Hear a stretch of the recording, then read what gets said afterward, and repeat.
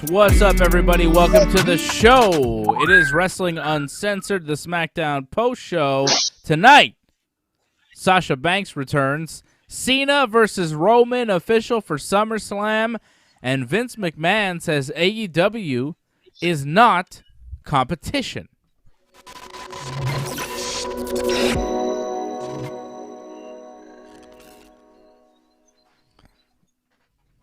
Yes! Welcome to the show. I'm Dave. There's Johnny. What up, Johnny? Well, I'm not surprised Vince said that about AEW because, I mean, his show isn't really a wrestling show anymore when you think about it. I mean, we don't really talk about how the wrestling is good on this show. We talk about, well, that was a good promo, that was a good segment. The wrestling is really kind of like an afterthought at the end of it. It's usually at the forefront of my mind. I'm always thinking about the wrestling. It is World Wrestling Entertainment, as much as they'd like to make you forget about that second W. I think if they could call themselves World Entertainment, they would, and do things outside of the ring more often than not. But they're a wrestling company, and that's what people want out of them. But they seem to think that they're not exactly a wrestling company. And I don't know if you heard Vince McMahon on the Q2 earnings call that he did yesterday with investors. We will play the audio of what Vince had to say, and you could judge for yourself on what Vince thinks is competition and what he doesn't.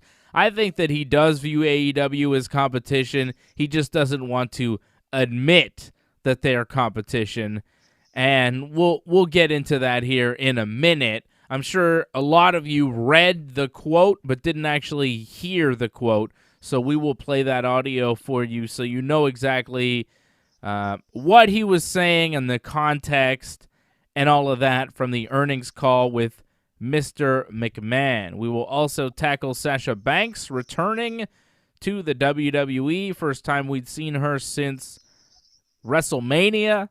She comes back just in time, 3 weeks out of SummerSlam, 3 more episodes of Raw and SmackDown before the big SummerSlam event in Las Vegas in that big stadium. So I think this was the perfect time for the boss to make her return. I was happy to see Sasha come back. I'm a big fan of Sasha Banks, and we were talking about it at some point, maybe last week. You know, what does Bianca do at SummerSlam? She's got through Carmella. There's no other challengers other than bringing back, you know, Becky Lynch, which I didn't think made a lot of sense because if Becky comes back here, you kind of want to see her win. She faces Bianca. She's not going to win because you want to keep the Bianca Belair train going. I think the rematch with Sasha from WrestleMania is the perfect matchup here. Sasha Banks was the only opponent that made sense for Bianca. It's the only big match that you could have, and you have to have a big match for Bianca. You know, you can't forget about Bianca. She can't be an afterthought. She can't be a pre-show match. After main eventing one of the nights of WrestleMania, you have to do something special with Bianca Belair, and she has to have a big match for SummerSlam. So Sasha Banks is that big match. Could it have been bigger? I'm not really sure. You know, other than that Becky Lynch matchup, which, like I say, at this point doesn't really make sense. Because I think if Becky does come back to face Bianca, Becky beats Bianca.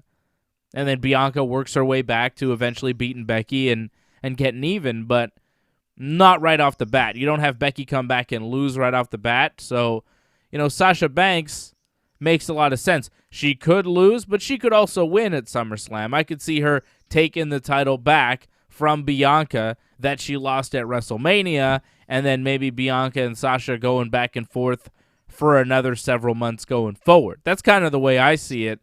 I don't think they're done at SummerSlam, and I'm not really sure who wins. Sasha Banks came back tonight. Bianca Belair was interviewed in the ring by Kayla, and then Carmella showed up and wanted a title shot again, even though she's lost to Bianca a bunch of times. Zelina Vega showed up and said no one is more deserving than her for a title shot, even though Zelina was fired for 7 months, came back, and hasn't won a match since. I'm pretty sure that's a fact too, right, John? Have you seen Zelina Vega win a match since she's come back? I don't think that they've put her over once since she's come back. Now, granted, she is on TV pretty often, but she's losing a lot. Zelina and Carmella attacked Bianca, and then Sasha Banks makes the save, and then we set up a tag team match in the main event. Sasha and Bianca were hugging. Bianca looked a little confused by Sasha's warm reception and the help from Sasha Banks. Bianca and Sasha danced for a while, and then they had the tag team match play in the main event. It was Bianca and Sasha getting the win over Carmella and Zelina, of course. They didn't even do, like, Bianca and Sasha have a miscommunication and don't get along in the match, and that's why they lose. No. Sasha and Bianca win the match, which is different from... Remember when they were tagging in the lead-up to WrestleMania? They kept losing, and it was like, how do we believe in either of these people? They lose all their matches. On pay-per-view. Yeah, right? They kept losing as a tag team. But now they were a tag team, and they won.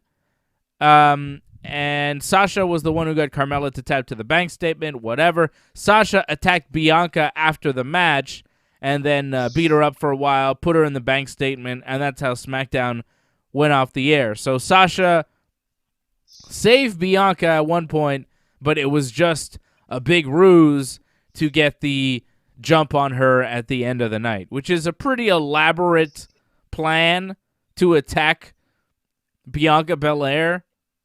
If the goal is to attack Bianca Belair, why save her when she's having a 2-on-1 beatdown from Carmella and Zelina earlier in the night? Why not just join them and also attack Bianca?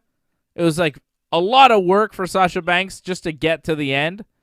So I guess she's like, I don't like Carmella or Zelina, but I also really hate Bianca Belair, so I'm willing to save Bianca from the beatdown, team with Bianca to win a match, but then afterwards I will beat up Bianca.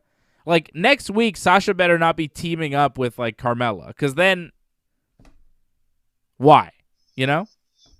Why? Well, I wouldn't be surprised if they're kind of weird booking. They would do something like that, but I don't think you'll see Sasha probably wrestle until SummerSlam. Maybe they'll have, like, a contract signing like we saw tonight with Sasha and Bianca, but I think that might be as far as her getting involved physically whatsoever. I think she's going to have an easy time going into SummerSlam. You know, Sasha, they kind of protect her very strongly. I think they wanted to show her that she can come in here and just, like, walk over Carmella and Zelina quite quickly. And, like, then she can just do whatever she wants to Bianca. That's pretty much what they did. Like, they were kind of lower, Zelina and Carmella, and they made Sasha prove that. And then, well, then Sasha can do what she wants afterwards. Yeah. I guess. So Sasha's just the top heel? Is that the deal? That's it. Yeah. Okay. Dominance. I see. Yeah. I mean, it's thin logic, but, you know, I'll accept it, I suppose. I mean, I don't really care that much about it. I'm not saying it's great. Yeah. But I'm just trying to explain their, you know, logic here, whatever it is. Sasha was the best option, right? What else do you do with Bianca at SummerSlam?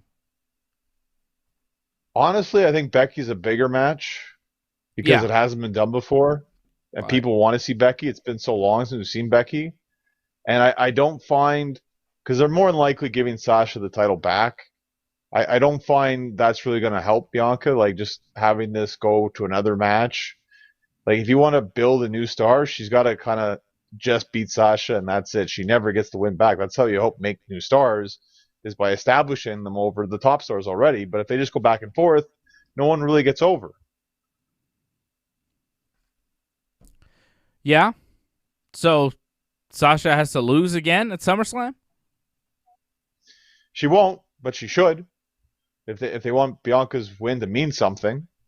But if she just loses right back, then it's just, again, 50-50 stuff, and it's not great. But if Sasha doesn't win, then what happens? Like, what happens to Sasha? Well, that's the problem. They booked themselves where they kind of have to give it back to Sasha because they gave her all that time off. So now she has to come back and win. But that kind of destroys exactly what Bianca's been doing. like trying to establish herself as this new champion on SmackDown.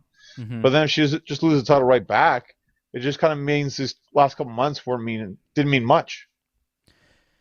But the second title reign always means more. Shows that you're the true champion.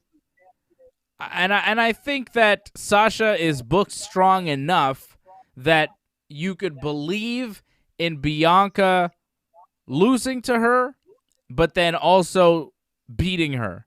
We know that Bianca can beat Sasha. She has proven she can beat Sasha Banks. Without a doubt, she proved that at WrestleMania.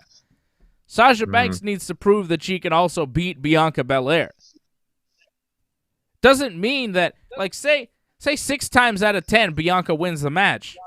There's still those 4 other matches that Sasha might win. You know what I mean? So I think you have parity in the division. You have, I don't think 50-50 booking in this situation is the worst thing to do, because you still do want to keep Sasha Banks strong, because she's still, not to mention, younger than Bianca Belair and maybe more over than Bianca Belair, right? So you don't want to completely bury Sasha Banks to put Bianca Belair on a higher pedestal, because you still want to keep Sasha Banks relevant over the next few years. So I think having her win and then having Bianca take it back from her in a match or two, like Sasha beats her at SummerSlam, and then at whatever the pay-per-view is after that, have Sasha beat her again, or DQ finish, and then have Bianca keep chasing, and then the pay-per-view after that.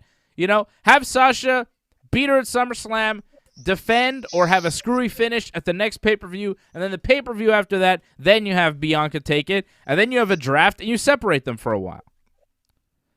I don't think that you need to just put Bianca over strong every time over Sasha Banks. I think you could have her lose to Sasha and then come back and beat Sasha, and I think both of them would be elevated by it. Because, like I said, I don't think they're done after SummerSlam. I think they're probably going to wrestle a couple more times, so why not switch the belt? There's no problem. I just don't think Sasha needs it at this point. I think she's already established. She doesn't really need the title back. It doesn't hurt her that much by her not winning the title back again. She's been champion many times before. She'll probably be champion again a little bit further down the road. Why not give Bianca this moment? Let her run with this a bit longer. I don't think it's really gotten stale yet.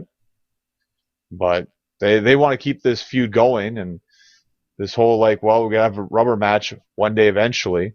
I just worry that they're not exactly sure what they're going to do with this. They know they want this to last long, but how is it going to end exactly?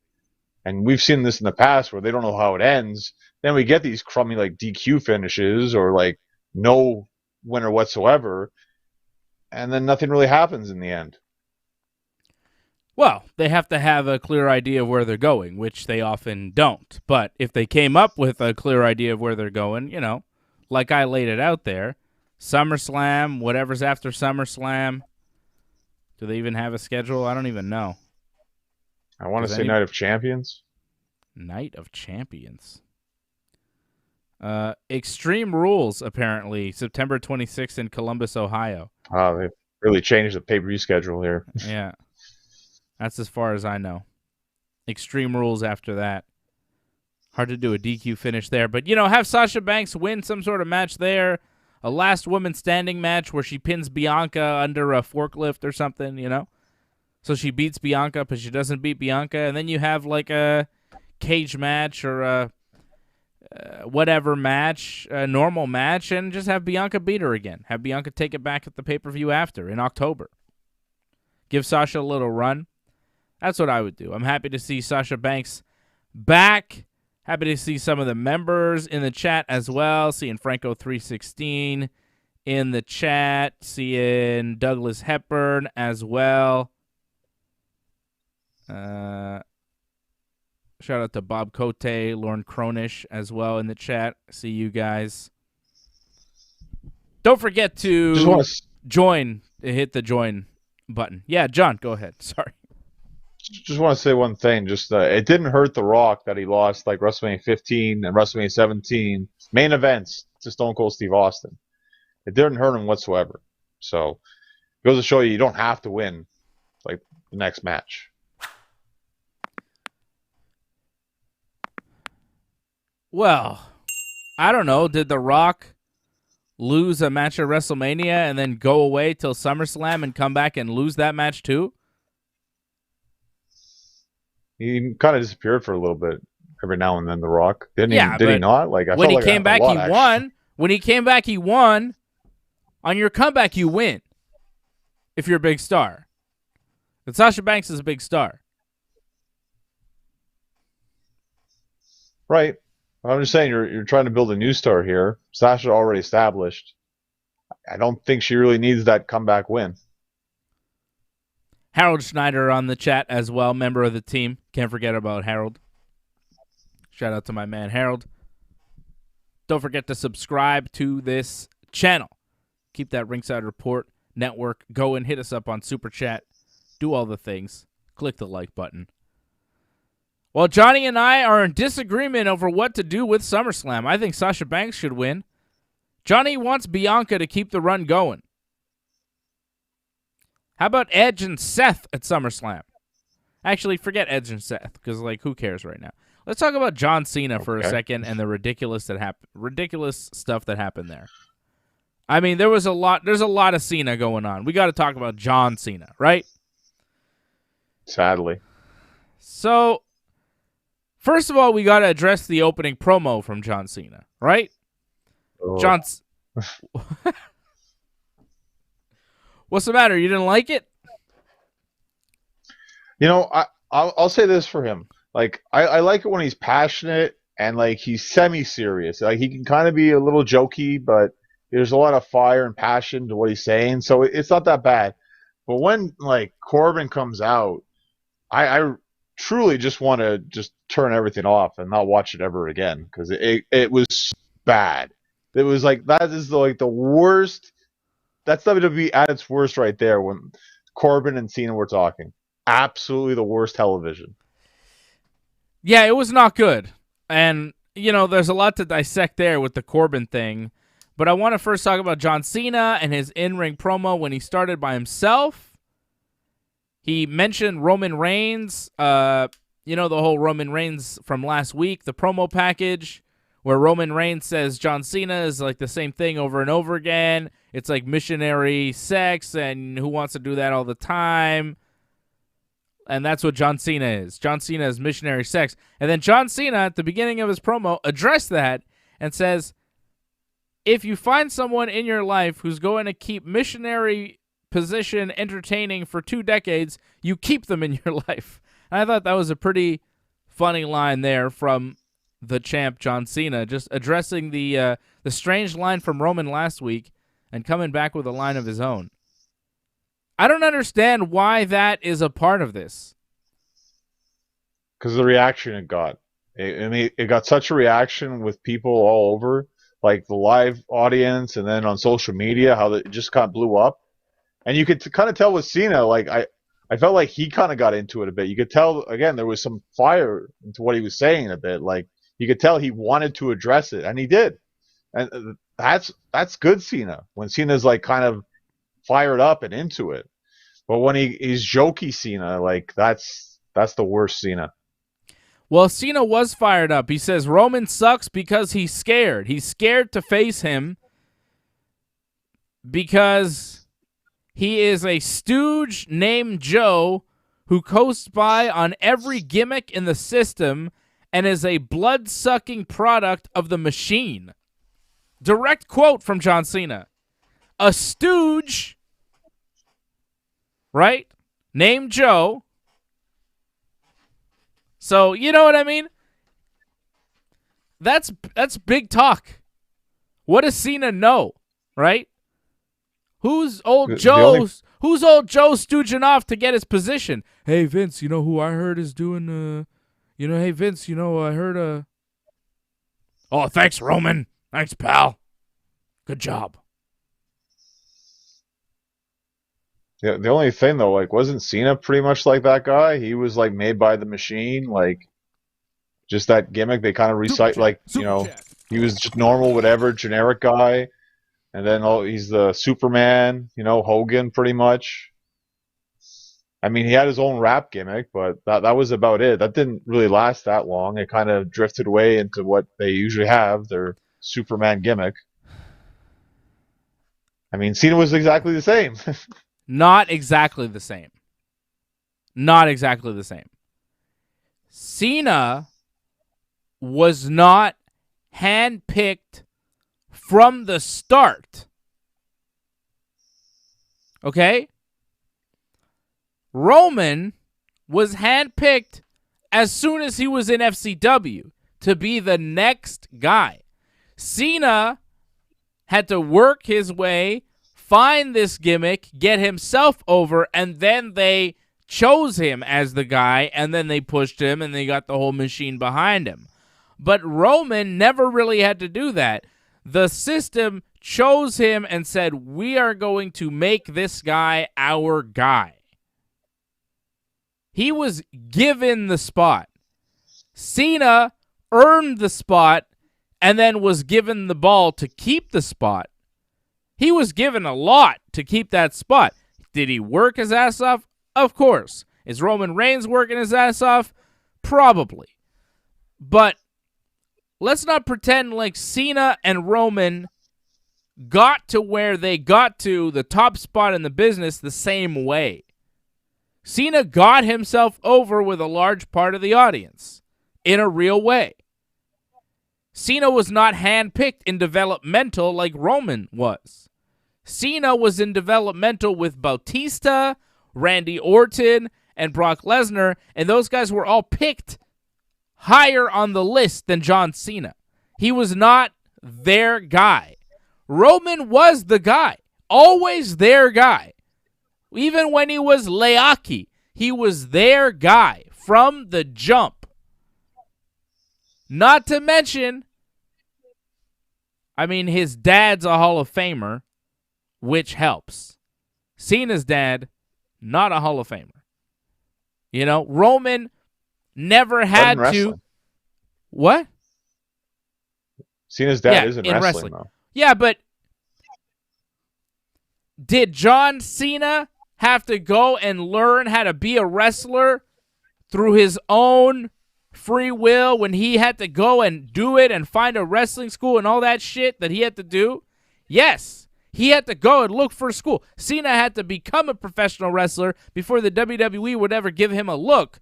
Roman Reigns just had to be an ex-football player whose dad was a wrestler to get a contract. He was paid to learn how to wrestle. John Cena was not paid to learn how to wrestle. Two very different things. John Cena had wrestling matches outside of the WWE system before he was signed. Roman never did. Roman has never worked a match where he wasn't under some sort of WWE contract in his life. So don't tell me that they're the same, because they're not the same.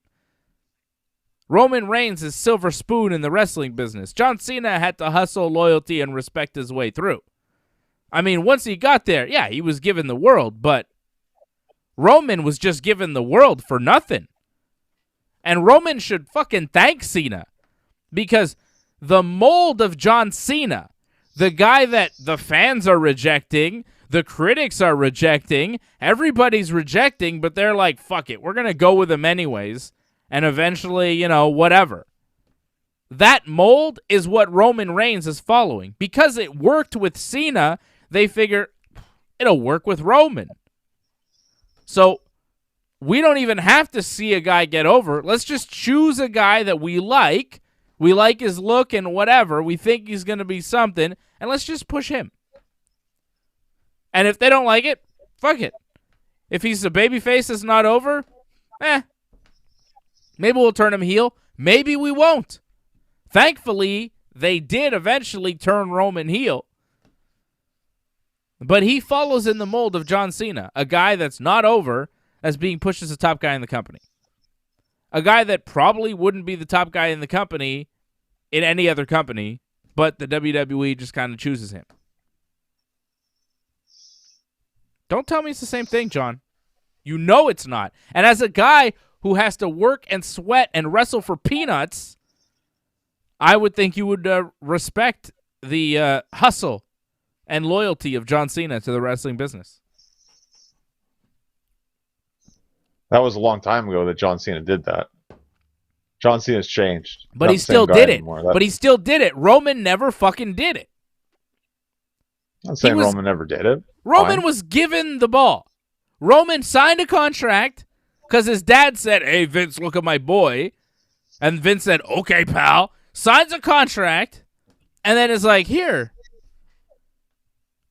a bunch of money to learn how to wrestle. Your college football career didn't work out? Oh, well. How's plan B? Top wrestler in the world. Not the same. Yeah, but, I mean, if you look at history, I mean, that's how they signed The Rock, too. And look how well that worked out. So, I don't think it's that bad of an idea.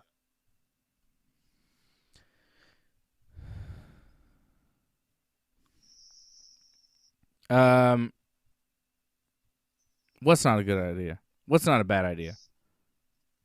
Like to sign Roman, like even though he hasn't had a wrestling match. I mean, The Rock as well was like failed football player and didn't have any money whatsoever. But you know what?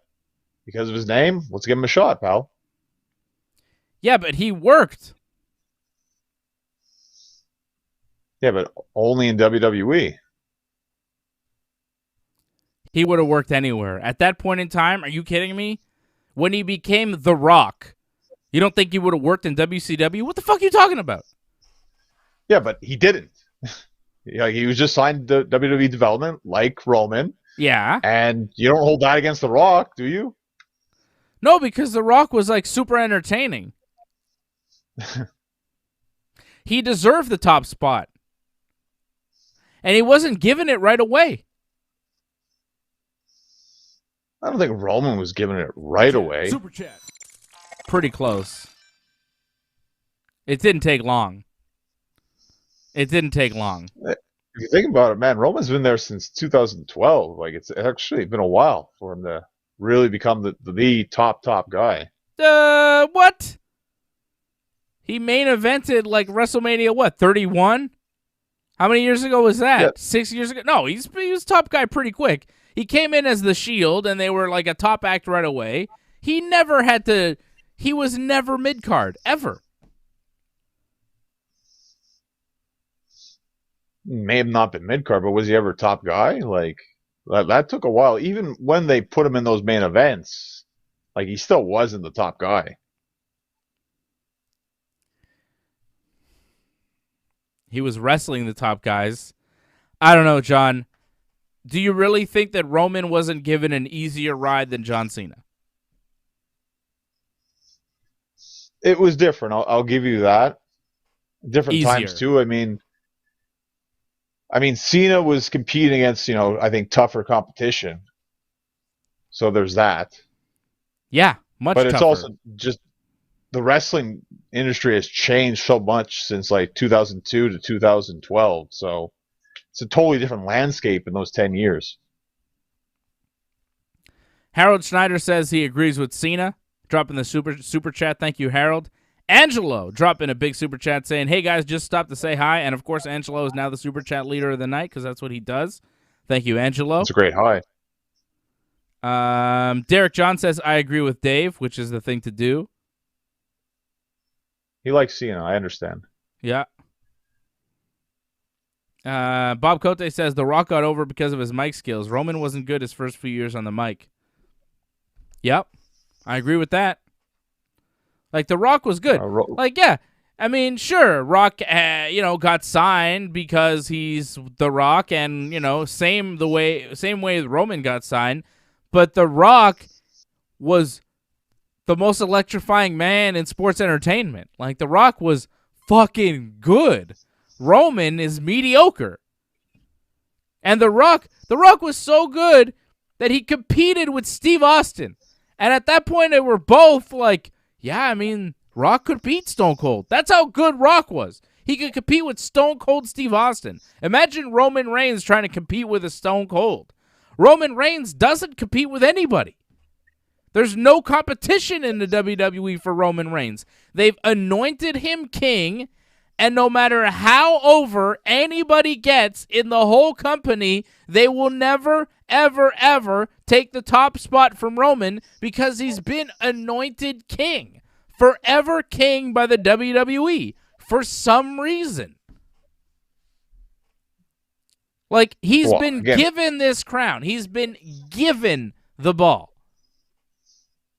It's given to him, and is he in your top 10 greatest wrestlers of all time? Is he in anybody's? I think he's the best wrestler right now in WWE, so he's getting up there without question. If he can keep doing this for a couple of years, he definitely will be in the top 10. You think he's the best wrestler in the WWE today? And I've heard this a lot from people. And I think that, well, you know, they just know him personally and like him, and that's why they say this.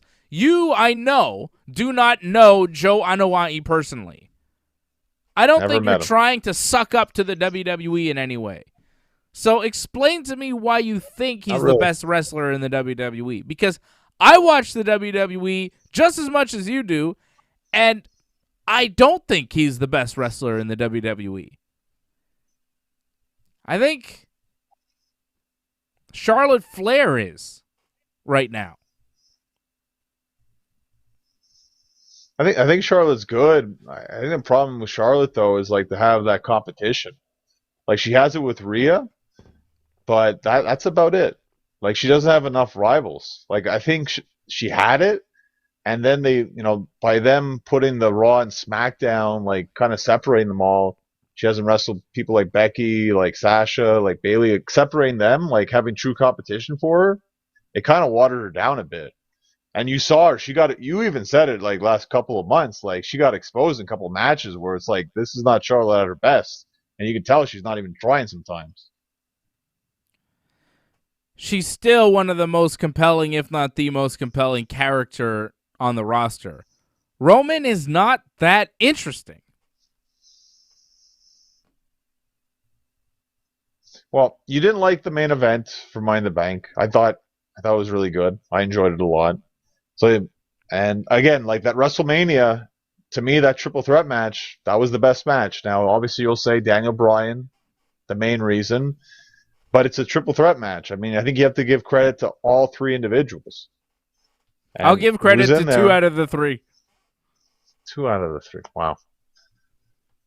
You know, if Roman keeps being in good matches, and regardless, you say, "Oh, it's a good dancing partner." If this just keeps happening, you know, he's going to be attached to legendary status because of that. Because he's going to rank up all these good matches. But what good matches? Got he had a good match. Kevin Owens at the Rumble. Yeah, okay. Kevin Owens, all right. Kevin Owens fucking killing himself because he knows he's wrestling the top guy in the company. Well, like I'm saying, you're going to always say, oh, good dancing partner. But still, like, you keep putting with good dancing partners. He keeps putting up all these good matches. His name keeps getting out there. Jey Uso. Like, you just keep getting attached. That wasn't as good. Night of Champions was good, though, the first one. All those Jey Uso matches were garbage. The match with Cesaro was not good either.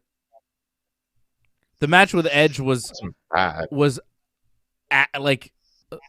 average, mediocre at best. It was not like a classic match by any stretch. And if you were the top dog in a wrestling company and you're having a match with one of the greatest wrestlers of all time, you better deliver a classic. And he didn't. You can say you liked it, but you can't tell me it was a classic match. Oh, I think it was one of my favorite matches this year, without question. Like, obviously, the triple threat match is better because there's much more action involved with that. But again, for where it was placed on the card, and I guess it also helps too to have the live crowd back. Like, the energy of that match, I thought was just absolutely perfect. I don't know. I don't know why you're such a big fan of the work that Roman is doing these days. A lot of people are.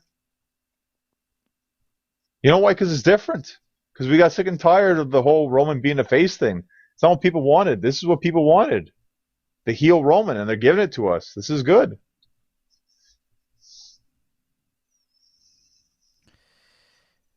Yeah. It's different, but it's not super exciting. It's not something I love to see. Is it not better than face Roman?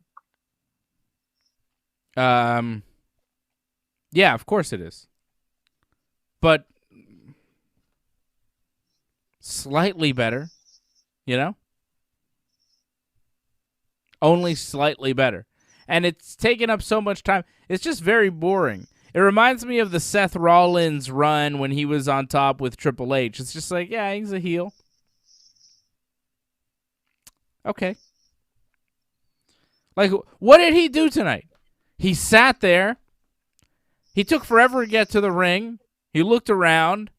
He sat there. He might have said something. I don't think he even... Did he say anything tonight, Roman? I think he said he'd send Finn back to NXT. Yeah. He doesn't even have to now. I mean, there was just nothing there. We should talk about Cena and Corbin, but Derek John making a good point, saying, also wasn't Cena almost released before he did the rapper gimmick? He was. Roman was never almost released. Anyways. Cena Corbin. So Cena runs down Roman for a while, and then Baron Corbin shows up, and the crowd chants, "You suck" at him. And then Cena is like confused. He's pretending like he doesn't know Corbin, and he's like, "Oh, you just look really terrible." Corbin is wearing the same ketchup stained shirt he was wearing last week. Cena decides to give him $10 because Corbin is down on his luck and wants some help. Corbin wants Cena to put him in a movie. Cena's like, "My movie is already filmed and it's coming out Friday." And Corbin is like, "What are you going to do, Cena? You're going to kick a poor man when he's down?" And the crowd is kind of like half cheering for Cena because they know they're supposed to, but half like, why is the poor guy down on his luck the heel? Like, you know, like a lot of the crowd just seemed a little confused by it. It was awkward. It didn't feel good, you know? Corbin didn't feel like a bad guy. He just seemed like a guy who'd made some poor life choices. He also said that he could no longer perform, and Cena took it to mean perform sexually, and Corbin confirmed this and said, "Yes, and now my wife has left me and taken our children," which, like, god damn, pal. That's rough. And Cena, all he can do for him is give him $10. I thought the wrestling business was a brotherhood. I guess not. Corbin says, "Well, Cena, you're just a Hollywood sellout. You're not going to help me." And then Cena says, "I'm going to give him something that you really need, an attitude adjustment." And then he hits him with the attitude adjustment. In this time of people having real financial troubles and bad things happening to everybody, do you really want to make this guy, this version of Baron Corbin, this, like, comedic foil that you just beat up because, like, oh, he's poor and his wife left him? Like, it just seems sad. I thought we were supposed to feel bad for Corbin. Kevin Owens kind of felt bad for Corbin last week. This week, nobody feels bad for Corbin. Remember when Dolph Ziggler and Robert Roode, like, attacked Corbin and stole his money, and Kevin Owens, like, ran them off? It's like, "Hey, you guys, stop doing that." This week, Corbin is not deserving of sympathy, and he's just a jabroni for John Cena to attack. I like the Baron Corbin character shift better last week than this week. Like, they changed it, right? Well, because of what happens later on, I think that's pretty much the reason why. But you could tell the crowd too when they're like, "Oh, should I help him?" Because Cena asked the crowd if he should help Corbin or not, and to me they said no. But I think Cena was expecting them to say yes, and it kind of threw him off. Where he's like, "Oh, I can't really tell," but it's like it was clearly obvious they were saying no, but he had to go with the whole story of yes. So yeah, but yeah, I feel like because the story was shifting, because they had the whole thing with Finn that they needed him to be more of a heel this time instead of like you feel bad for the heel. Right. So, but it was bad, story right? change. It was bad. Well, it was bad. Like, I don't know if you saw, like, Corbin did like a promo on the internet, like WWE exclusive. Yeah. Like, again, there's adding to the story where it's like, oh, he invested in Bitcoin and now he lost his money in that too. It's like they're really like overdoing the story completely. Like you're so down your luck, like everything goes wrong for you, like all this bad stuff happens to you, but it gets too ridiculous. Yeah. I mean, it's not believable. They can't do believable angles. But just making Corbin the bad guy in this situation seems wrong. And the crowd wasn't into it. And Cena kind of knew it, but he's like, well, we're too deep into this. I know what segment 6 is later on, so what are you going to do? You're right. Like, they were too deep in it with the Finn Balor thing. But I think if Cena could have pivoted, he would have, because I don't think that moment really called for Cena hitting attitude adjustment. But that's just Vince's attitude. Oh, fuck him, he's poor. Like, just, and that's just the attitude of the fucking evil corporate billionaire in America. But hey, that's part of the system, right? Fuck all the billionaires. Fuck every single one of them. How about that? If you're a billionaire, go fuck yourself. And give me your fucking money, or I'll fuck you up. Fucking billionaires. They can't fight for shit. Find me a billionaire that can fight.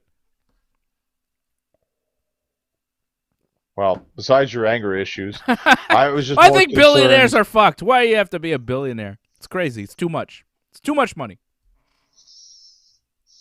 I wouldn't complain, but what I am concerned about, though, is I see a lot on social media. People actually like this Baron Corbin gimmick, and people want to see more of it. This is what I'm more worried about, is that if people like it, they're going to give us more of it. And I'm with you. Like, I don't like this whatsoever. And I think it's enough with this whole, like, oh, I'm poor because of this, because of that. Like, that's been overdone. Like, stop. You don't need any more of that. Like, fine, your wife left you like 3-4 times already now. Like, just, it's over. Like, you're, poor guy. That's it. Move on. You're a jerk, and you always will be a jerk. Okay. So, Sonya Deville and Adam Pearce are in the ring for the Roman Reigns Finn Balor contract signing for SummerSlam. Finn shows up, Roman shows up, and Roman starts talking about how Cena thinks Finn is lesser than him because, Roman says, well, Cena earlier tonight was saying, I'm scared and I'm ducking him to face you, so he must think you're an easier opponent than he is. So, see that, Finn Balor? Roman or Cena is disrespecting you, and Finn is like, yeah, whatever. And then Roman says, Finn, if you sign the contract, I'm going to send your ass back to NXT, beaten and broken. And then Finn says it'll be a pleasure to take the Universal title back to NXT. So is Finn, like, not here on SmackDown permanently? Is he going back to NXT? Because he said he was going to take the Universal title back to NXT. Right? I think champions can do what they want. We saw the 24/7 champion on this show, where I believe 24/7 champion is supposed to only be on Raw. So champs do what they want. It could be defended 24/7. So Raw, SmackDown, NXT, Dynamite, Dark Elevation, anytime, anywhere. I think. But the match in the ring, though, yeah, was I know, only supposed to be on Raw. That made no. I mean, the match in the ring tonight we can talk about. I guess it made no sense either. So Baron Corbin shows up during the contract signing, attacks Finn Balor. Okay. Corbin then takes the contract, and he is going to sign the contract to face Roman Reigns because Roman has already signed the contract. So before Finn can sign, Baron attacks, and he's going to sign so that he can get a title shot and maybe become champion at SummerSlam, or at least get the main event payday for SummerSlam because he's broke and really needs the money. Right? Roman just watches all this, just kind of amused. John Cena shows up, attacks Baron Corbin, takes the contract, and decides to sign it, and Roman reacts like, oh no, what are you doing? Oh no. And Cena signs the contract, and that's how the match was made official. Paul Heyman was like, this can't be official. And Sonya Deville and Adam Pearce were like, yeah, well, look, Roman signed the contract, Cena signed the contract. That's the match for SummerSlam. Too bad. I mean, we got there. We knew we were going to get there. That whole Finn Balor thing was a swerve. But now maybe Finn stops Cena from beating Roman at SummerSlam. Like, Cena just stole Finn Balor's title shot. You would think that Finn would want some consequences and repercussions to John Cena, right? I think Finn's just going to look at it in the sense that he took advantage of a situation. Finn probably was going to say, oh, he would have done the same kind of thing. So, actually, Finn's probably not going to say anything because Finn barely even talks. So, they're just probably just going to brush it off and just be like, well, Baron cost me this, so now I'm going to fight Baron, and that's all that's going to happen. Which is disappointing. I don't know about you. I was kind of looking forward to a triple threat match. I thought a triple threat match would have been the most entertaining match for them to do. It could still happen. I don't think it's going to happen. I don't think so either. And I think you're right. I think Finn, because, everybody's stupid in this company, Finn is going to be like, oh, Baron Corbin cost me the title match. I'm mad at Baron Corbin. I'm going to beat him up, that poor bastard. I hate poor people so much. And all the fans are like, yeah, we hate poor people too? That was a reaction too tonight. It's like, yeah, we also hate the poor. What? Why are we on the millionaire side here? What? The fans are like, wait a second. We're all poor too. What the fuck is this? It's not so much hating on the poor. It's like this guy had some bad luck, but he deserves that bad luck because he's a bad person. Is he, though? Is he a bad person? Oh, yeah. The only reason he's got this bad luck is because Shinsuke Nakamura and his obnoxious guitar-playing buddy, Rick Booger, double-teamed him and stole the crown on many different occasions. Corbin got fucked by Nakamura and his evil guitar man, Shitty Elias. Shitlias. Fuck that guy, Rick Boogs. I hate him. Even the crowd was like booing him. Yeah, the crowd wasn't having much of a lot of things, it seemed like, tonight. Good. They shouldn't. Bunch of dumb shit. So that's how John Cena won the contract. So John Cena will wrestle Roman Reigns at SummerSlam now officially. Sasha Banks versus Bianca Belair looks to be a done deal as well for the SmackDown Women's title at SummerSlam. Finn Balor is going to wrestle Baron Corbin next week on SmackDown, so they're already going on that one, not wasting any time for that bullshit. I want to get to the Vince thing. We should just run down quickly what else happened on SmackDown tonight. Rey Mysterio got the win over Jimmy Uso after Dominic did the thing. Tonight. Yeah, I guess. It was okay. Rey's still pretty good, man. I thought Rey was really good. Jimmy was good, too, in this match. Yeah. It wasn't terrible. I just, were you blown away by it? No, but I wasn't offended. I feel like Dynamite had 2 or 3 matches that were better than anything on SmackDown tonight. Well, again, that's more of a wrestling show. This is, again, the wrestling is the last thing you should think about on this kind of show. And to me, I completely think of it as the last thing. Because it's not about that. It's about what you missed 4 weeks ago. You got to see that all the time, apparently. And apparently what happened last August, I have no idea why we had that flashback, but we had that for the Mysterios. Yeah. And endless promos.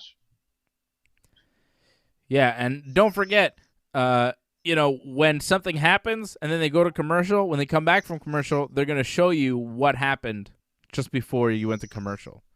There's just a lot of shit you don't have to watch. A lot of, I started watching SmackDown at 8:45. By 9, I was caught up live because there was so much bullshit to skip. It's so crazy. So much just filler. Last week, yeah, I know. And it's 6 minutes of last week as the show begins. Terrible stuff. Then long entrances. Roman Reigns' entrance took forever. I don't know what the hell he was doing. So Rey beat Jimmy Uso. But the finish of the match, man, where Dominic is pushing his father with his legs behind the ref's back to... How many times have they done this finish? 3 times now in matches? Haven't the Usos done it twice? Didn't the Usos do it to win the title? And then they did it to beat Dominic last week, and now Dominic is using it. Like, this is not an easy thing. First of all, it's not a common finish that you see all the time. So for it to happen this often, for the referee to miss it this much, especially when it's happening time and time again in this feud, it's like, come on. 3 times you're going to do the same finish in this feud? I get it. It was like, oh, Ray got one back, but it's like, come on, man. How about Ray gets one back by cheating to win a different way? It's dumb. It's overkill. Fake. Makes it look faker than it is. Well, refs are stupid. Like, I believe that 100%. I mean, did you see the referee most of the time in that match? He's just, like, looking there dopey and, like, doesn't seem very interested in the match whatsoever. You know, I think Jay comes on the ring apron. Ray has to hit him off. Ref does nothing, you know. Like, the ref's just there to, you know, count 3 and do countouts. That's about it. I suppose. So the Mysterios and the Usos still doing their thing. Edge wore a Dominic Mysterio shirt to the ring. He's the one guy that bought that Dominic Mysterio shirt. He starts coming to the ring. Seth Rollins showed up, beat him up during the commercial break. I was really confused because Edge... Yeah, me too. That was really confusing, right? So Edge comes to the ring before the commercial. We come back from commercial, and they're showing us, like, when they go into that blue screen where it's, like, usually previously on or this is what you missed, I skip. Yeah. So I started skipping over. I'm like, yeah, whatever. They're showing us, like, Edge and Seth from last week. And then Seth is in the ring, and I'm like, wait a second, what happened to Edge? And it turns out when we came back from commercial, they were not showing us some shit we hadn't seen before. They were showing us what happened during the commercial, which was Seth beating the shit out of Edge, attacking him from behind. So the good part, I think we missed, and they showed us during the commercial, and then Seth Rollins talked for what felt like forever. All that shit I said about Seth Rollins cutting a good promo last week, I take it all back, because the fucking promo tonight was so long and boring and tedious, I just wanted it to end. So Seth and Edge for SummerSlam probably, but goddamn that promo was long. He wouldn't shut up, man. He's going on and on and on, saying nothing. Not good. Just fucking cackle for a while, man. Stop talking. I don't know. Well, this is it with Seth Rollins. Like, he can cut good promos. It's just consistently cut good promos that doesn't happen. Like, you'll have one good one, then you're like, oh, Seth Rollins can cut good promos. But to do it every week, it's just not there. He shouldn't be cutting promos all the time. But unfortunately, he's that kind of guy that they want to cut promos every time because, like, half the show revolves around Roman, half the show revolves around Seth Rollins. Could somebody tell the WWE that Seth's promos are not good? Somebody explain that to them. God, it would not shut up. Lauren Cronish says, I agree, Dave. He would not shut up. Bob Cote says, Fox is pissed WWE lost Daniel Bryan. Yeah, they should be, pal. They should be pissed. Jeez. So Edge and Seth at SummerSlam. Does Edge win that? Like, he's got to win a match at some point, right? It's tough because, like, you think like they're building Seth to face Roman eventually too, right? So maybe they're both heels. Yeah, though. It's tough. They're both heels. Maybe not. Maybe they're just teasing it. Yeah, it's hard. It's hard to say. Like, you would think Edge, because more likely Roman's going to win, right? So you would think in the whole logic of, like, try to balance out your face and heels. However, I feel that logic is completely out the window now because they don't go for that anymore. It's all about what they're going to do next, probably even for television, what they're going to do on Friday. So whatever's good for Friday will depend who's going to win or lose. So it's too early to say right now, I think. But I hope Edge wins because I think Edge is great, and he should still be in the main event mix, in my opinion. But should Edge, at 48 years old, be beating a guy like Seth Rollins at a SummerSlam? I don't know. Yeah. Seth Rollins is a big deal. He's the number 2 next to Roman.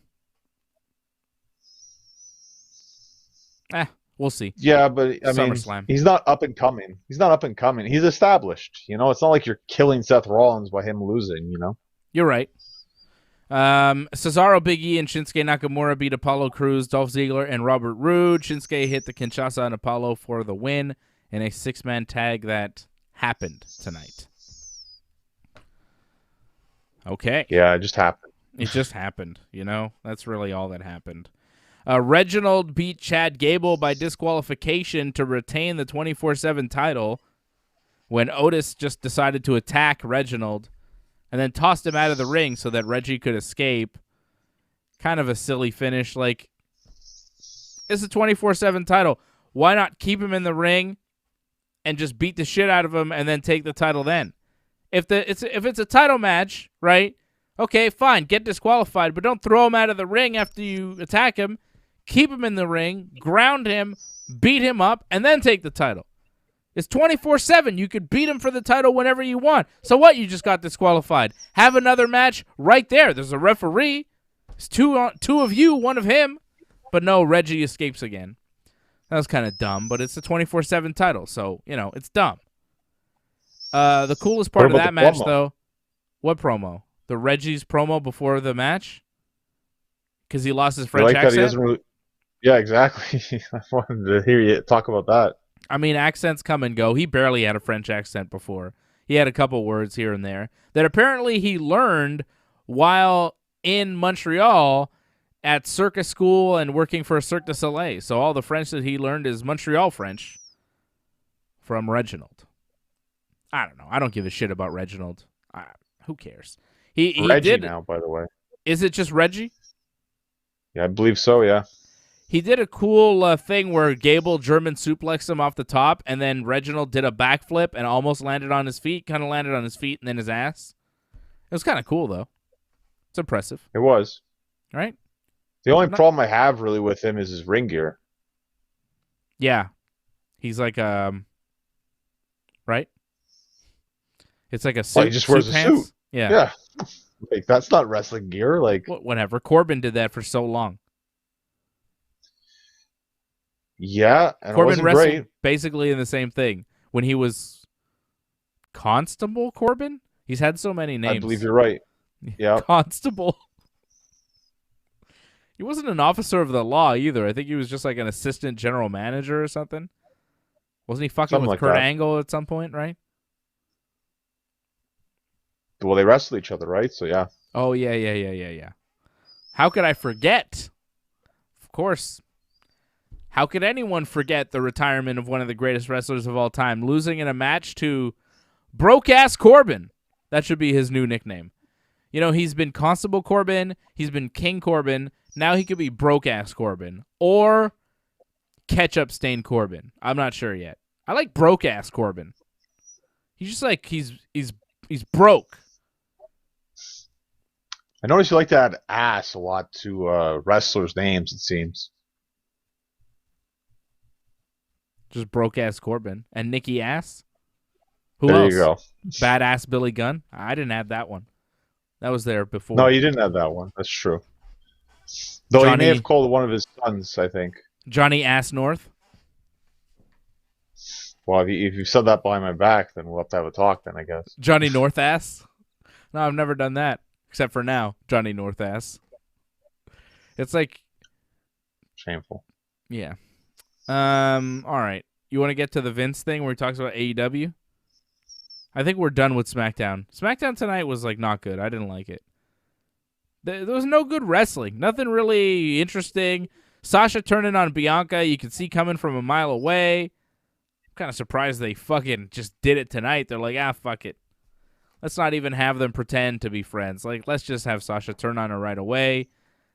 You knew that was coming. They didn't let it simmer at all.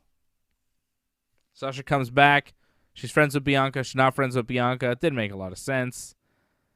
The way Cena got the match tonight for SummerSlam to take it from Finn, like, that was weird too.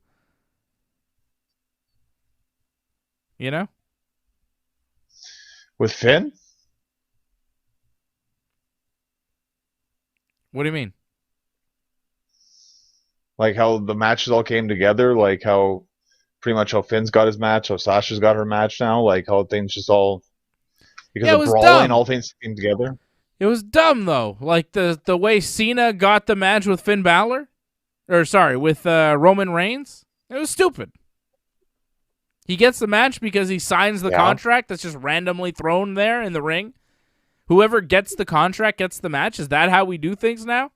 It's stupid. There's a lot of stupid shit on SmackDown tonight. And, like, stupid shit, nothing particularly entertaining, and no match that was really worth tuning in for.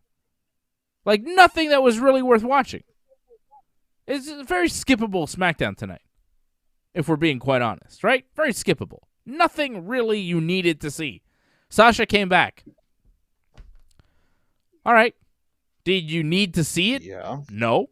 You didn't need to see it.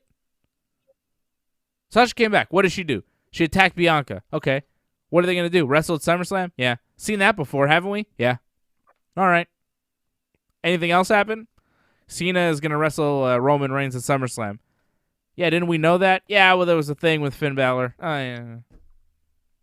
So it's Cena Roman? Yeah. Like, nothing happened, and no matches were good.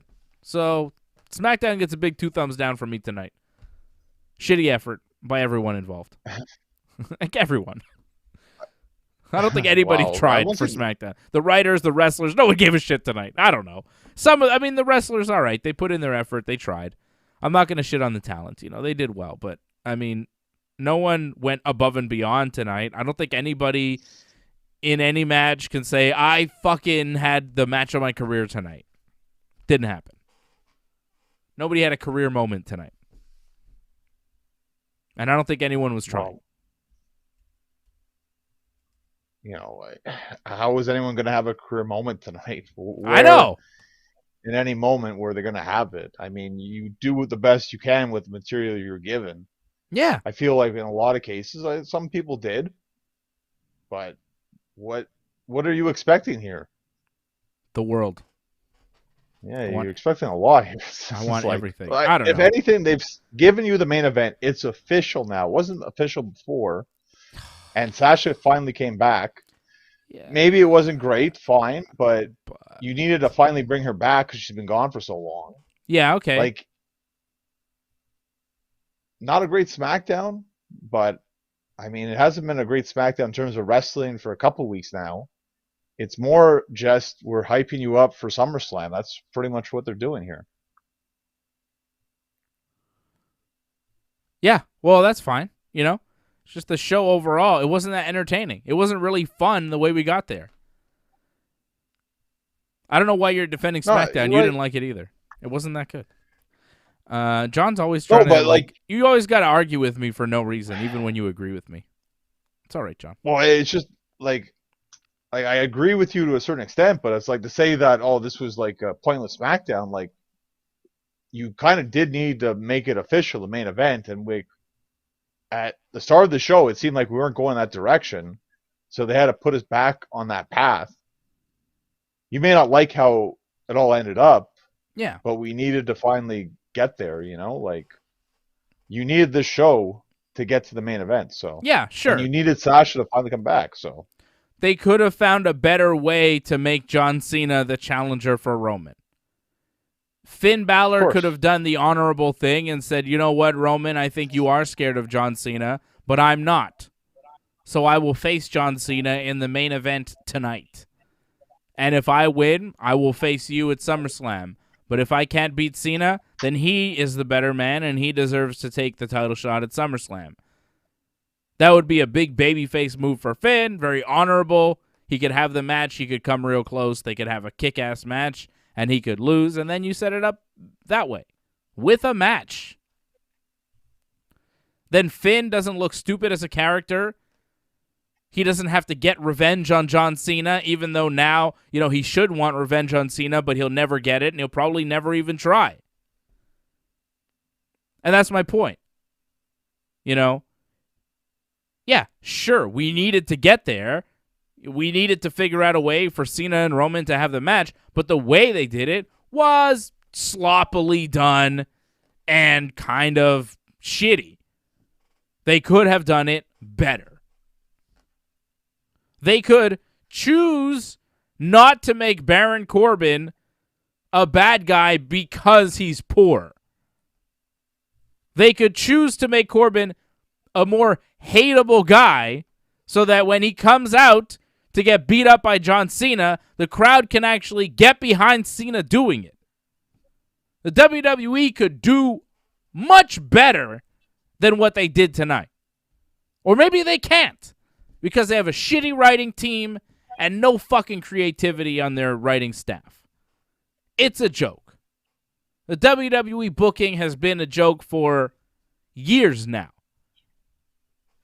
An absolute joke. The booking in this company is so short-sighted and so plain and obvious. It's sad from what it used to be. It's sad. Right? It's poorly booked. Well, I mean, what's been the last great storyline? I can't think of one right now.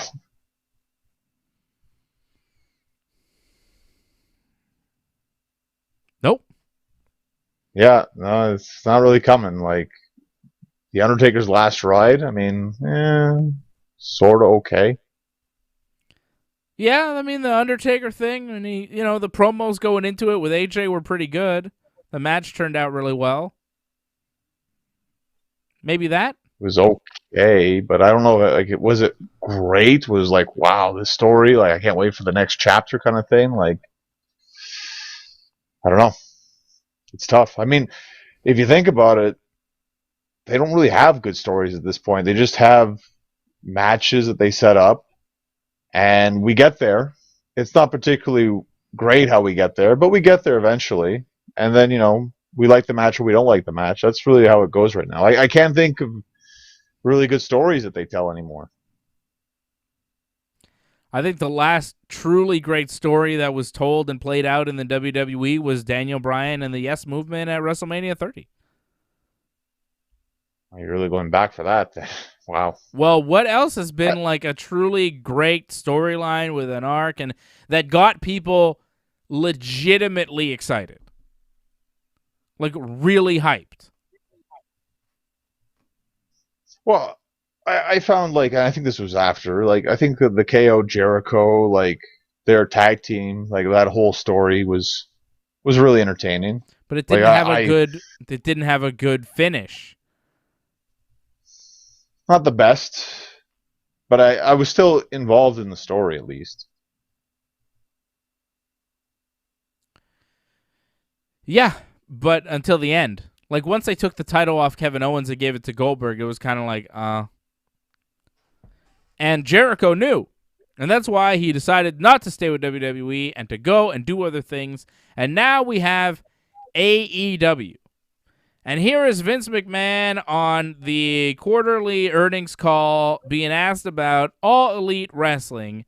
And here's his response that you can kind of hear. I will help you out if you don't hear what he's saying, because he's like on a speakerphone and he's mumbling and it sounds like he's 30 feet away from the speaker and is not trying to speak up at all. So we're going to hear the question first to Vince and then Vince's answer. One for, he is 75. for Vince. Yeah. AEW seems to be making, some significant investments in their roster and has gained in viewership, especially in the demo. I was wondering how you currently view them as a competitor, and do you feel you need to counter their investment with additional investment in your own roster, since you could eventually be competing for media rights? Or could it be a situation like we saw back in the day where rising tides lift all boats? Well, it's certainly not a situation where rising tide, because that was when Ted Turner was coming after us and with all of the Time Warner's assets as well. That was a different situation. Can you hear him? Yeah. All right. There's Vince talking. This is not the same because that was Ted Turner and this is not Ted Turner. He continues. AEW is where they are. I don't really know what their plans are. I know what our plans are. I don't consider them a competition in the way I would consider WCW back in the day. Not anywhere near close to that. And I'm not so sure what their investments are as far as their talent is concerned, but perhaps we can give them some more. So, Brendan, I can add one thing to that. And he just trails off, right? Told a joke there. Did he tell a joke? Was that a joke, or was he just kind of trailing off? So the quote is from Vince McMahon, I don't consider them competition in the way that I would consider WCW back in the day, not anywhere near close to that, and I'm not so sure what their investments are as far as their talent is concerned, but perhaps we can give them some more. Now, I'm not sure. Is he saying, like, what I think he's saying? Like, yeah, I don't know what AEW is doing as far as talent. Maybe we can give them some more talent, like, on our next round of cuts? Yeah. Is that what he's actually saying, or is he just kind of trailing off and saying to Nick Khan, you know, give them some more? Like, because Nick Khan, the president and chief revenue officer of WWE, kind of followed up there. So maybe people are speculating, like, did Vince mean what we think he meant? Is he that wild and crazy? Or did he just say, perhaps we can give them some more, like perhaps Nick Khan, you can give them some more kind of follow-up on that question? I'm not sure what Vince meant, and no one asked him, and maybe we'll never know. Read into it however you want. Let's hear it again. I want to hear it again. Because I don't know. I think it's worth listening to again to get the idea. Because that was when Ted Turner was coming after us, and with all of the Time Warner's assets as well. That was a different situation. AEW is where they are. I don't really know what their plans are. I don't know what our plans are. I don't consider them a competition in the way that I would consider WCW back in the day. Not anywhere near close to that. And I'm not so sure what their investments are as far as their talent is concerned, but perhaps we can give them some more. So, it almost sounds like he says perhaps we can give them some more soon, even. Is he talking about Daniel Bryan and CM Punk? Like, what's he talking about? And he doesn't I don't think he was... No? I don't think he was really mentioning guys like that. And it was more in the sense like, you know, we're going to release guys. It happens. It always happens. And pretty much every time they release guys, WWE has picked up people. So I think he was just making a joke of it, making light of the situation a little bit. It's what happens. So, like, I got no problem with Vince saying that because, I mean, it's kind of true. Yeah. It's pretty wild. It's pretty wild that he would say that. And I find it interesting. I listened to a lot more of that conference call yesterday when it happened. And, you know, they're talking about how they don't see AEW as competition because they kind of see every form of entertainment as competition. They even see sleep as competition because if it was up to them, you'd just be up 24/7, not sleeping, just watching WWE and that kind of thing. So they don't really see it. Yeah, I mean, that's just, I think it was the head of Netflix who said that, and they just stole it, basically.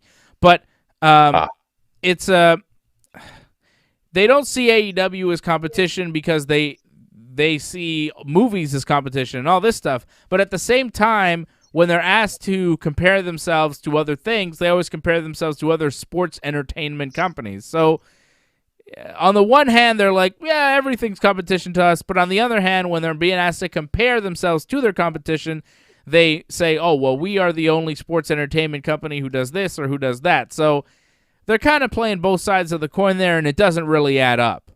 It doesn't really add up. They are competition. I mean, say what you want.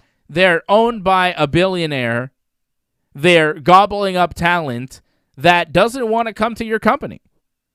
They are signing people that you are actively trying to sign.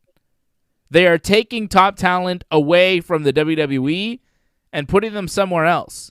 I don't know what you call that other than competition. The WWE tried to sign the Young Bucks and Kenny Omega. The WWE tried to re-sign Daniel Bryan. They tried so hard to re-sign Daniel Bryan that they actually engaged in talks with New Japan Pro Wrestling just for Daniel Bryan to work out some sort of deal where he could go wrestle for them sometimes and then come back to WWE. It didn't work out because Bryan Danielson knows, that AEW is the only place where you can truly be free and truly work wherever you want to work and work for New Japan Pro Wrestling, and the WWE isn't going to tell you one thing and then lie to you when it actually comes down to doing it. I don't think Daniel Bryan trusted the WWE, and I don't think the WWE could work out a deal with New Japan Pro Wrestling, and that's one of the main reasons why I think Daniel Bryan Danielson, has signed with AEW. WWE wanted Bryan Danielson. They could not get him. They wanted Kenny Omega. They could not get him. And they released Miro. They released Aleister Black. They released Andrade. Although Andrade asked for his release, I think. So that was a little different. But they've released people and they've gone to AEW. That's true. But they have also lost out on negotiations to AEW. You have to recognize that as competition. You have to. I mean, we do. Just Vince doesn't have to. Vince can say what he wants because, Vince runs his own company, and Vince, for his, shareholders, he's going to try to show that, he's the king of everything. Nothing can touch him kind of thing. He's got to look invincible. So that's the image that he tries to portray. Let him do that. Let him be that kind of guy because that's the way he's always been. So even when, WCW was, breathing down his necks, they didn't really acknowledge it. They kind of made fun of it, whatever, at WrestleMania 11, I think. But that was about it. I mean, they don't usually acknowledge their competition. It's not something they usually do. I'm not surprised that Vince said what he said. I'm a little bit surprised that he said that line about, maybe we can give them some more. I was a little surprised by that line, but I'm not surprised that he doesn't acknowledge AEW as competition. I'm just telling you what the facts are. Right? They are competition. I mean, wrestling fans watch wrestling, and I'm a guy who watches wrestling. I don't really like to watch sports or a lot of shit. I'm a wrestling fan. I like wrestling. And I much prefer AEW over WWE these days. It's just more fun. So they're more likely to get my interest, get my money, get my attention. Of course, I'm covering WWE, so I'm going to watch that shit too. But if I was just an ordinary guy, not covering wrestling, not involved like that, I'd just watch AEW, And a lot of wrestling fans are going to be making that choice. So they are competition. Are they as big as WWE? Do they have the depth of the roster? Do they have the infrastructure? Of course not. But they're just getting started. They haven't been around for that long, and they've made, I think greater strides in the short time that they've been around than most would have expected. For an upstart company, how long have they been around? 2 years? Look how far they've come in 2-3 years, right? It's pretty impressive. And the roster that they have accumulated and that they continue to grow and build. You look at what AEW was when it started, and now you look at their roster now and their show, and it's a far more complete roster. They've built new stars, they've brought in some people, and now with the potential additions of CM Punk and Daniel Bryan, those are the two hottest free agents in professional wrestling. That's big. That's really big. And the WWE, they're kind of doing the same old thing. They haven't really broken the mold. And it seems like whenever they try to do something different, it fails. Whenever they try to say, okay, well, we're going to add this in and let's see, Raw Underground or something like that, it just fails.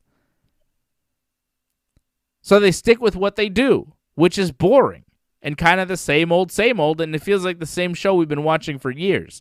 AEW, it may be fucked up sometimes and things don't go right, but it seems like they're trying, and it doesn't seem like the same show all the time. It seems a little more live and engaged. WWE just kind of feels like they're going through the motions, right? So it's tough. It's tough for WWE because it doesn't seem like they have the formula to make the show better. It's not like, well, we're holding off and we're going to do some big things and just you wait. It's like they just don't know. They're devoid of ideas. It's not good. It's not a good look. Like, are you hyped for SummerSlam or All Out? Honestly, like, what do you want to see more? Well, he's going to say sadly, SummerSlam. I'm not going to be able. Well, I'm not going to unfortunately see any of them because I'll be wrestling on both those days. But if what I had are to you more choose one or sad the that you're other, missing? The thing is, SummerSlam, that's over 60,000 people. I mean, that's just awesome just to see for itself, just to see that kind of atmosphere. So that's really special in itself. I mean, that's bigger than WrestleMania. So just to see how that looks, I mean, for that, see, like, when you really look at it, it's so different. Like, I think for AEW, like, you're watching it for particular matches, probably. For WWE, I think you're just looking for, like, the entertainment value of it. The production what value.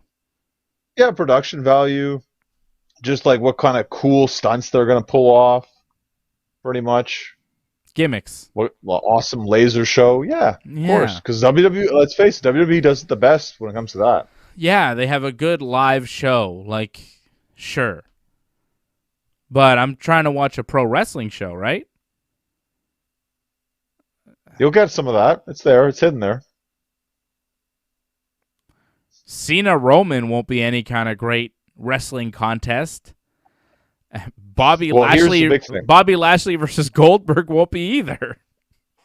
Right. But this is a big thing, and this is why I'd actually probably go more towards All Out, which is odd because usually the AEW pay-per-views are really long, but SummerSlam looks like it's going to be one of those marathon pay-per-views. It's probably going to be like 7 hours because like the way it seems like it's going to be like a WrestleMania kind of thing, right? So if it's going to be like that, it seems like it's going to be like one of those really long pay-per-views. And if it goes like way past midnight, 1 o'clock, yeah, sure, it's Saturday night, whatever, but still, like it's hard to be invested in the main event if you've been watching 8, 9 matches already. Yeah. It's too much. SummerSlam is going to be very long. I'm not that into it. But All Out, we don't really know pretty much any matches right now as well. No, but so it's really going to be good. It's going to be more exciting. You're still taking a gamble on that one. At least with SummerSlam, you have a better idea of what you're getting right now. With CM Punk and Daniel Bryan looming, AEW seems like the hotter company. What's looming for WWE? What's coming? Well, The Rock eventually, right? We don't know when, but The Rock's coming back at some point. I'd rather see CM Punk and Bryan Danielson than The Rock. Right, but I think him and Roman, that would be an awesome feud. I mean, that's what we've been wanting to see for over a year now, so. Yeah. WWE has awesome, on the poster feuds. Yep. But in the ring, AEW's delivering more as far as, oh, this is cool, and in the ring it's going to be so good, you know? It has the potential, but again, I like to see what they're actually going to offer for All Out before I can really get that excited. Because, like you say, Daniel Bryan, CM Punk, are they wrestling at the pay-per-view? Will they appear at the pay-per-view? It's kind of cool, for Rampage, for a 1-hour show, they sold over 12,000 tickets already. That's pretty amazing.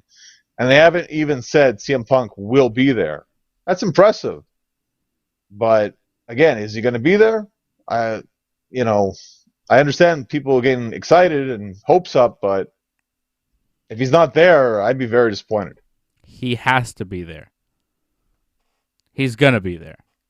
You can't pull a bait and switch like that and have him not there, unless you have something even bigger planned. Like, if he's not there, Brock Lesnar better be there. You know what I mean? Even then, like, because it's going to be in Chicago, like 4 or 5 shows, like, you kind of really need CM Punk, I think about it. You think about it, like, you have to have CM Punk. Yeah, I think they will, too. I think they will. And if Vince doesn't think that's competition, should he still be in charge of the WWE? I mean, seriously. If you're running the company and you don't think that's competition, like, what are you thinking? It's totally different directions, though. Like, Vince is going more towards these, like, movie kind of, like, stories, right? Yeah. And not really focusing on, like, having these wrestling matches so much. It's not so much these big fights that he's trying to sell. You know, AEW is trying to sell you that more. But you the want to see Vince all these stories aren't good. Vince's stories aren't good. AEW's beating him on the stories, too. Beating him on every aspect of the game, and that's just the way it is right now. That's just the way it is. Well, the Kenny Hangman thing. The Kenny Hangman thing is a far better built story than anything WWE has going, by far. You know, it's interesting, but I mean, even like, Jericho MJF. There's been a lot of bumps in the road in that one, though. Yeah, but it's still a better feud than anything WWE has going. That one's a tough one to sell. There's been a lot of hiccups there. Anything good in WWE? Well, honestly, like, I'm more excited to see, like, Roman and Cena than I would see Jericho and MJF. Like, they haven't really sold me on that. 'Cause, like, we've seen it too much already. But I'd rather see Jericho Hoovy than Roman and Cena. Well, a one-off. I mean, sure, just because, like, you want to see what Hoovy can do, kind of thing. But that's what I'm saying. I don't want to see Hoovy, like, long-term really too much. The match will probably be better, too. You know, it's going to be interesting. Yeah. It's going to be really interesting to see what they pull off. Because, you know, they're going to try to do some old stuff, but can they still do the old stuff?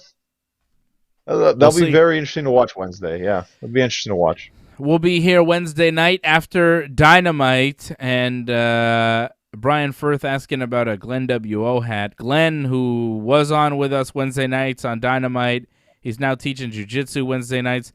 Brian, Glenn told me that your stuff shipped. I'm pretty sure he sent your stuff like a couple weeks ago. I don't know why. Not express. Yeah, maybe it's just slow. I would hang tight and wait, I think. I mean, it should be coming. He did ship it out. He shipped Douglas's stuff at the same time as he shipped your stuff, Brian, and I think Doug got his stuff, but Doug's a little closer. Doug's in Ontario, and you're out in Saskatchewan. It's a little further, but... Oh, yeah. I don't know. By now, I would have figured you would have got it. I don't know. Mail is slow. Oh, it's very slow. Is it? Yeah? Yeah. Okay, so hopefully you get it. Maybe next week. Because it's been a couple of weeks that it's been sent. I don't know how long this stuff takes. But, yeah, you should get it at some point there, Brian. So hang tight, man. Because I know, I mean, Glenn said he sent me the stuff, but we'll see. All right. Angelo, you are the Super Chat leader of the night, and your cup, your tumbler, and your hat are on their way. Angelo, thank you. You are the Super Chat leader of the night. Shout out to Harold as well for dropping the Super Chat. There was no Ringside Report MMA last night. We had to cancel the show because of many different reasons, personal reasons with the team. Everything's all right, but it's been a hectic week in AJ's world, Freddie's world, everybody. It's just been busy, so we weren't able to do the show last night because of just a bunch of different things. So sorry about that. Didn't get the MMA talk in this week, but we will be doing it next week to preview the next UFC pay-per-view where our man Cyril Gann will become the UFC heavyweight champion once again. And I'll be back Monday night after Raw. Right? I believe so. All right. Doug Hepburn dropping a super chat saying, thanks again, Dave and Johnny. Well, thank you, Doug. Thank you for supporting the Ringside Report Network as you do.